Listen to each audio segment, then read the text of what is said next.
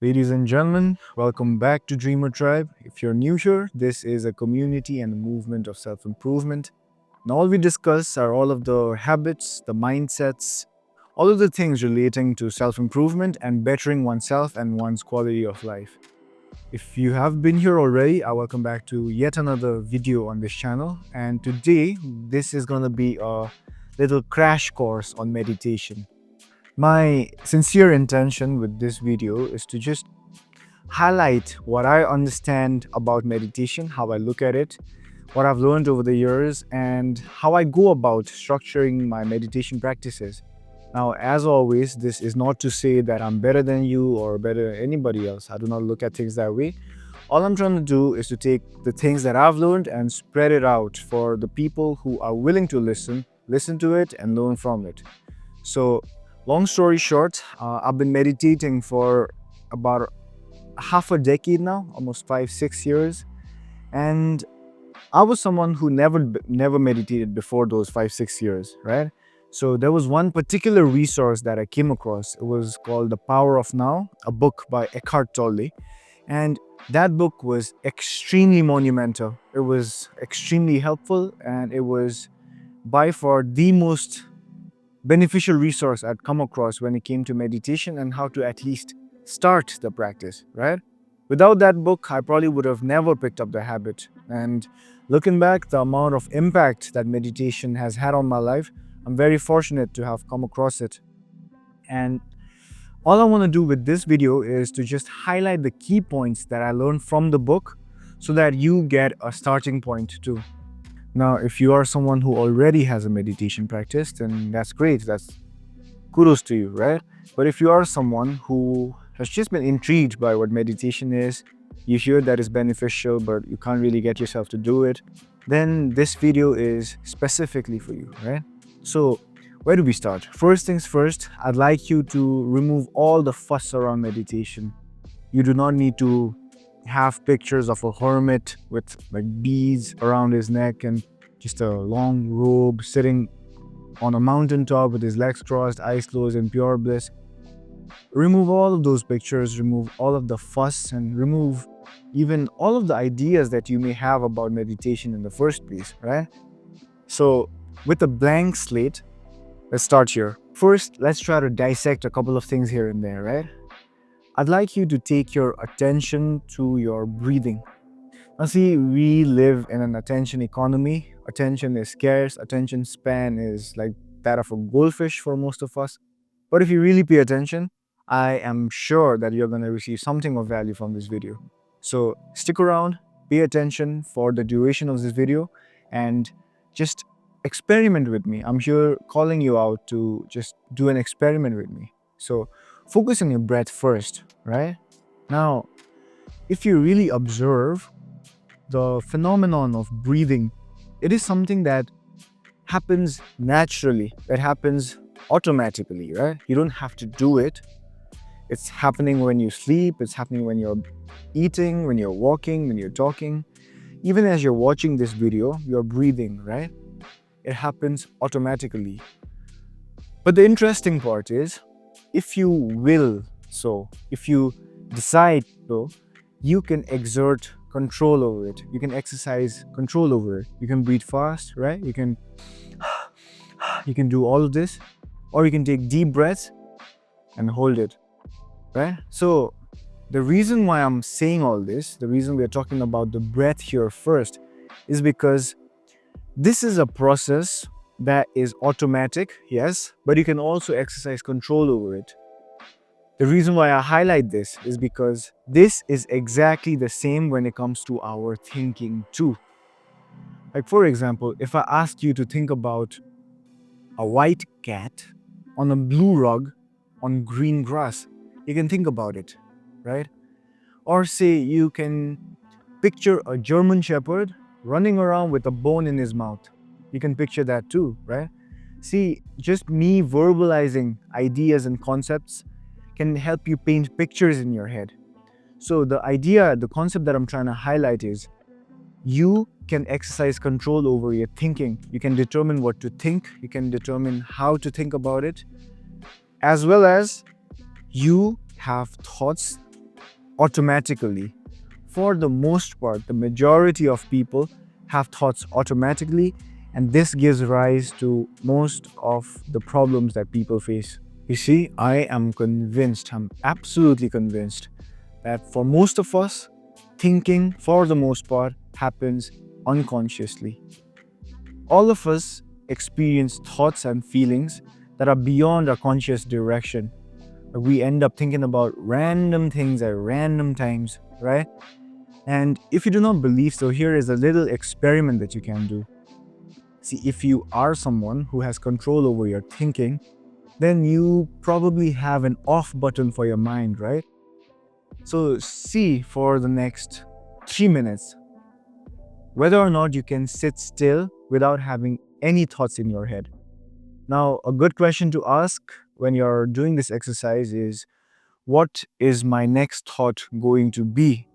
And if you just calm yourself down, sit still, and just close your eyes if you must. It helps if you close your eyes, and I recommend you close your eyes too. Now, if you can just sit still and try to be empty-minded, so to speak, for the next 3 minutes or so, and see if a thought comes in or not. If a thought does come in before it, this is how most people operate. And if at the end of the 3 minutes you do not have any thoughts, then you're a part of the minority. A good question to ask at this point when you're doing this experiment is, what is my next thought going to be, right? So if you're sitting still for, say, 3 minutes as an experiment, and if you just observe the phenomena in your own mind, and if you observe, you are going to notice that unconscious thoughts, they creep in. Now, for most of the people, a random thought is going to come in, whether it be thoughts of what I'm going to do next, what I'm going to wear, where am I supposed to be, what work am I supposed to do, all sorts of things, right? This is going to come in before the end of the 3 minutes.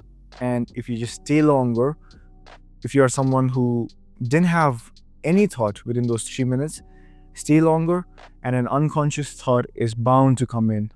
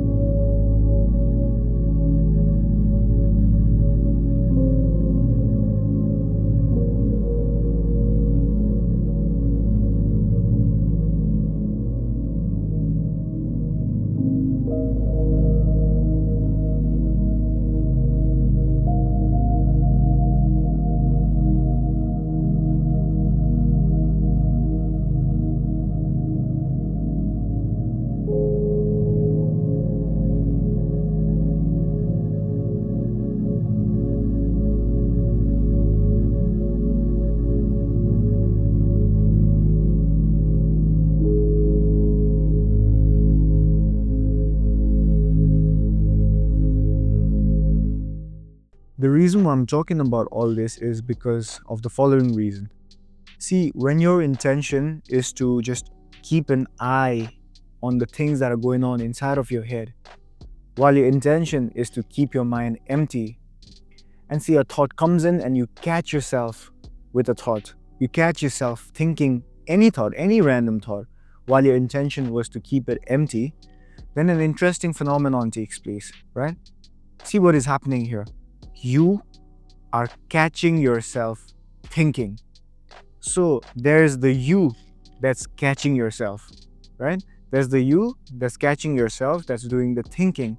So there's a split here, right? On one level, you are thinking thoughts randomly. You are thinking thoughts. While on the other level, you are the witness of this phenomenon. You are the watcher, the awareness behind the thoughts that are taking place. So now the real question is, which one of these two is the real you?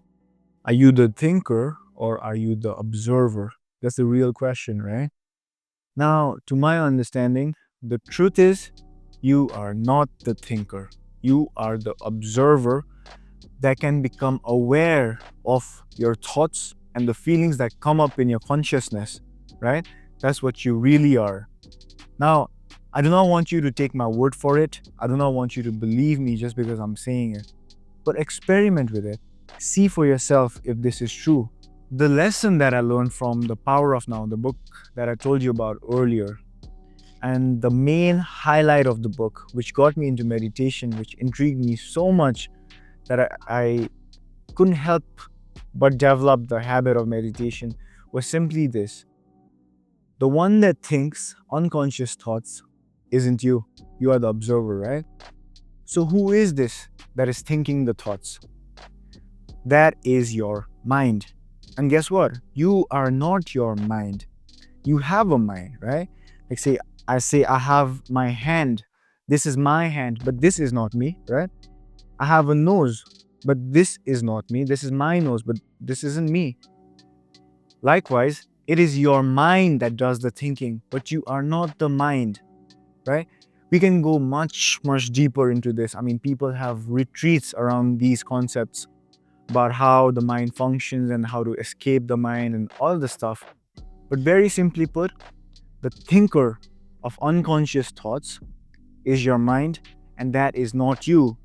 And for as long as you are identified with your mind, then you will never experience lasting, perpetual peace. Because the mind is a tool that we have. It is basically a tool of survival. And the brain, the mind, is hardwired to look for dangers when there are none present. They're designed to look for faults when there are none present. All that the mind is a tool that we have that we can tap into and use whenever we want to use it, whenever we need to use it. Say you are doing a business dealing and you need to do some math. You need to run some numbers, run some figures around. That is when you tap into your mind and you just use your mind, apply it, use it. But if you are identified with it, then you'll never be at peace. So here is an experiment to do if you are interested. This is going to be a very short guided meditation, and the only intention I have with this guided meditation is to try and help you distinguish between you, the real you, that's the observer, and the mind that you have that tries to identify itself as you, right? So let's not get jumbled up in words because words will confuse us. We'll try this experiment. I'd like you to sit in a comfortable position, whether it be on a chair, whether it be cross-legged, or you can even lie down. But make sure that whatever position you're in, you're comfortable, but has a slight sense of discomfort. The slight sense of discomfort is always added in the meditation practice, in my opinion, because when you go really deep into meditation, you are so relaxed that you end up falling asleep. That's all good, but for now, we'll have to add a little sense of discomfort. So find a comfortable position and just start taking a few deep breaths. Let it go as naturally as it can be, and just see how you're breathing. Don't try to alter it. Don't try to resist it. Don't try to change it. You see, relax, and watch your breath.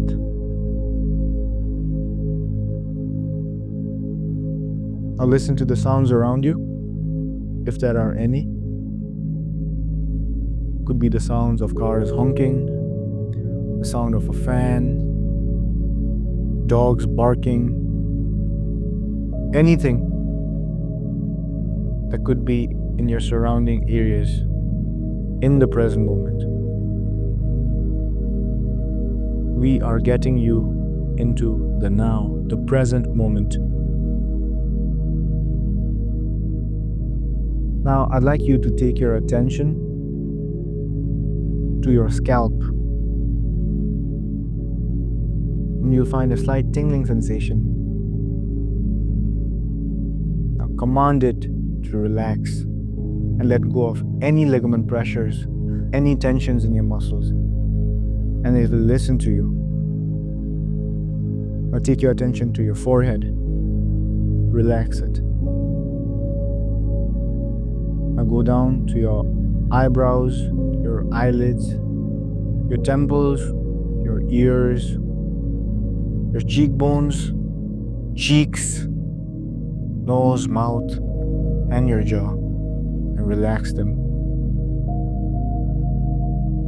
Take your attention to your neck, the sides of the neck,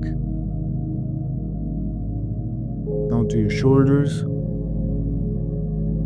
your arms, your elbows, forearms, your wrists, all the way down to your fingertips. Make them relaxed. I focus on your chest, your abdomen. Get them relaxed. Now focus entirely on your back. Command it to relax too. Take your attention to your hips, your thighs, your hamstrings, your knees, your calves, your shin, your ankles, feet, and your toes. Get them relaxed. And by this time, you should be feeling fully relaxed, head to toe. Now to go deeper, I'm going to count down from 5 to 1. And I'd like you to visualize with your eyes closed the number 5 all the way down to 1. And when you reach the number 1, you'll be even more relaxed and you'll go even more deep. 5, 4, 3, ready to go deeper, 2, and 1. You are now in your center, deep into relaxation. Now from this state, we're going to begin the experiment. I want you to bring to mind someone or something that evokes some kind of feeling in you. Either makes you angry, joyful, sad, something that triggers an emotional response. But all the while, be very, very aware. Keep a careful watch on the thoughts and feelings that come into your consciousness. Remember, we've learned how to become the observer of the thoughts, to become the observer of the feelings that come up. If you're feeling joy, feel it fully, but do not get identified with it. See the joy. See yourself feeling the emotion of joy, but identify only with the observer. If you feel anger or you feel sad, don't deny it, don't ignore it, but feel it completely and intensely. But make sure that you are keeping a careful watch on the things going on in your consciousness. You are capable of doing this. You are capable of becoming the observer of the things going on inside you without being identified with them.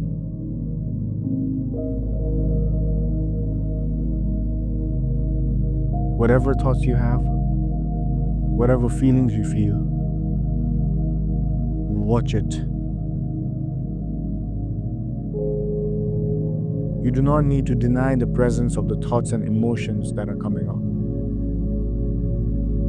Feel them deeply, feel them immensely, and resist nothing. But you are watching all of this happen without being identified with them. Watch the joy, watch the sadness, watch the hurt. Feel all of them, but you yourself are undoubtedly the observer of the phenomenon that's going on inside of you. This is where your power lies. If you have some physical pain, feel the pain. Watch the pain. Watch yourself be in pain, but do not get identified with the pain. Stay as the witness, the observer, the awareness behind the thoughts, the awareness behind the feelings. You can do this for anything in your life. You can live your life as this observer that is present in every single one of us. This is the real you. This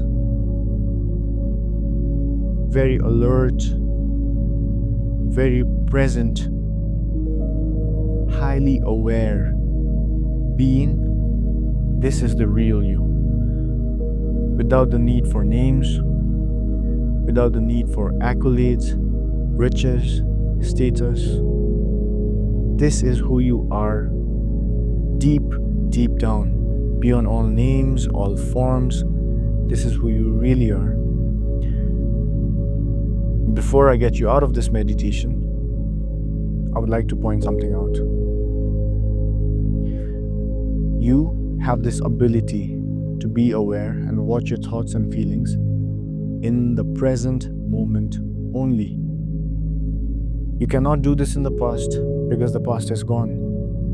And you can't do this in the future because the future isn't here yet. When the future does happen, it will happen as the present moment. And you will still have this ability to be the observer of your thoughts and feelings then. Life only happens in the now, and with enough awareness, you can thoughtfully, from an alert state, respond to whatever happens. You might be experiencing thoughts right now, but I want you to come back to the present moment over and over and over again. Play out a scenario in your head. Say someone does something wrong to you. Someone abuses you, hurls a slang at you, does something to make you angry. Are you going to lash out? And are you going to end up doing something that you later regret? Know that you have the power to override your initial impulsive reaction with a more thoughtful response every single time.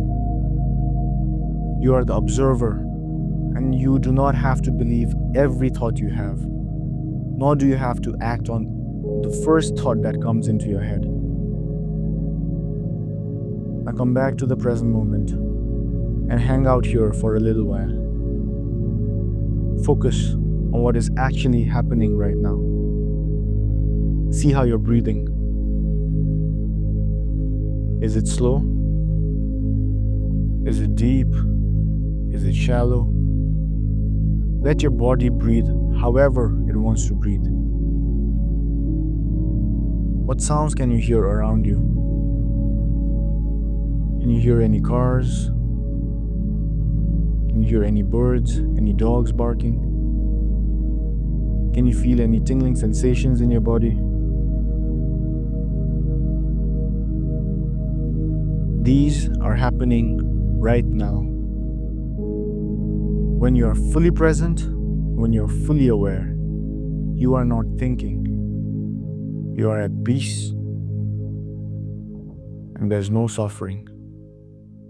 Of course, there might be situations you must deal with later, but in the now, you are at peace.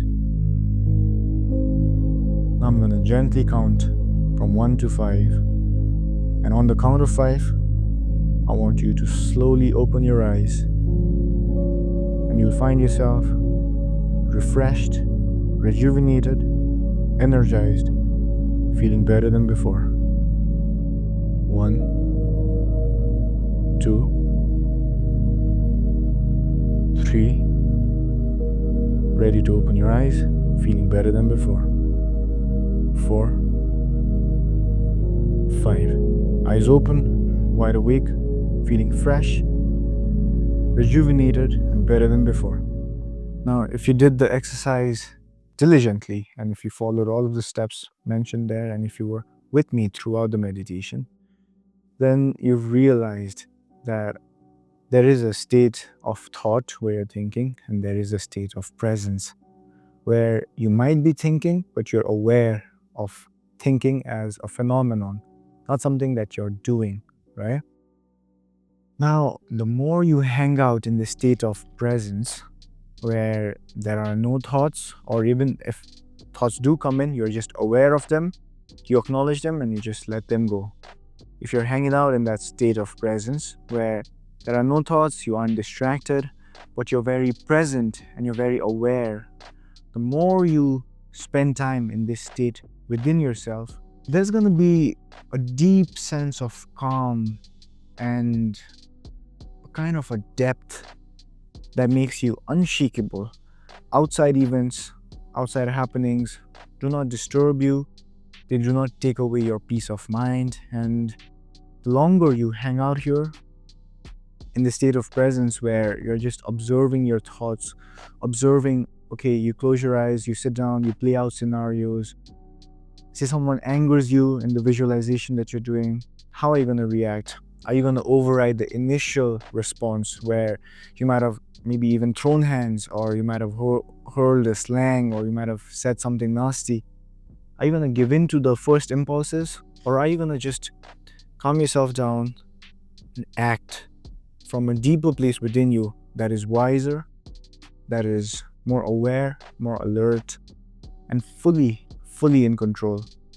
This is the essence of what responding is versus just reacting to situations, right? Life happens to everybody. Shit goes down, things do not go according to plan. Someone betrays you, you get cheated on, someone lies to you, someone steals from you, you have an injury. Life happens, right? But if you're always gonna react to all of the things that happen in life, if you're always gonna react, just act on the first impulse that you have, then it's gonna be a chaotic, messy life. In my opinion, a better way to approach this is to make sure that you have a sense of a calm and stillness within you, ideally at all times, and you constantly, perpetually operate from that space. And in my own opinion, I've found myself making wiser decisions. I've found myself being calmer with people who have been unkind to me, and just, everything is better. Life is more peaceful, and there's not much drama in my life anymore. Anywho, talking about the essence of meditation, this I believe is the actual essence of meditation, where you create a space within yourself and you identify with the observer. You identify with that being that can become aware of the thoughts, the random unconscious thoughts that come and go and come and go all the time, right? And if you can establish yourself in that space, then, well, that's what I believe enlightenment is. And this is true for me. You might not believe in all of the things that I believe in, and that's okay, because I do not believe in all of the things anyone says, right?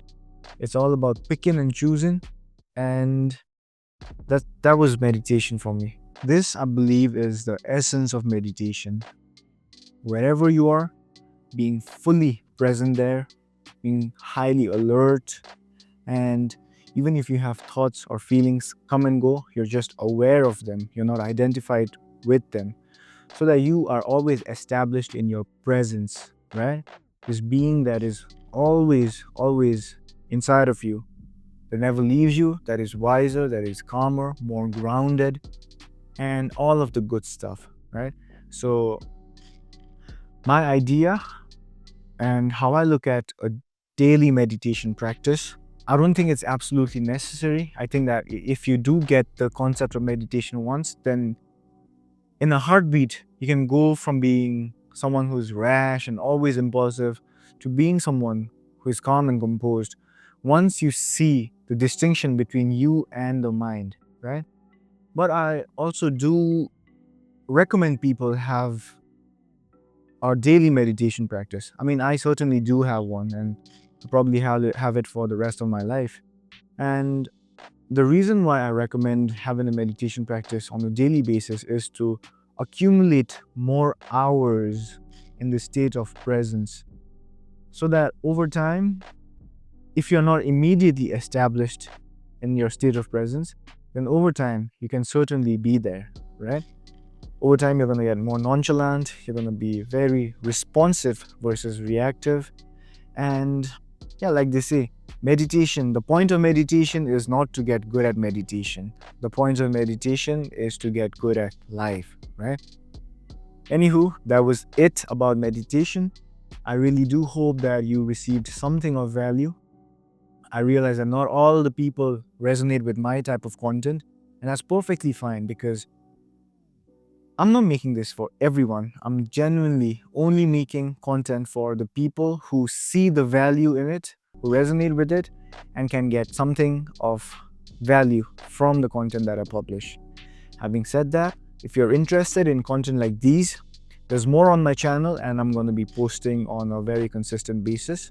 So if you are not subscribed already, do consider subscribing to the channel and sharing the videos with the other people in your life who might benefit from this type of content. That's it for now. I'll see you in the next one.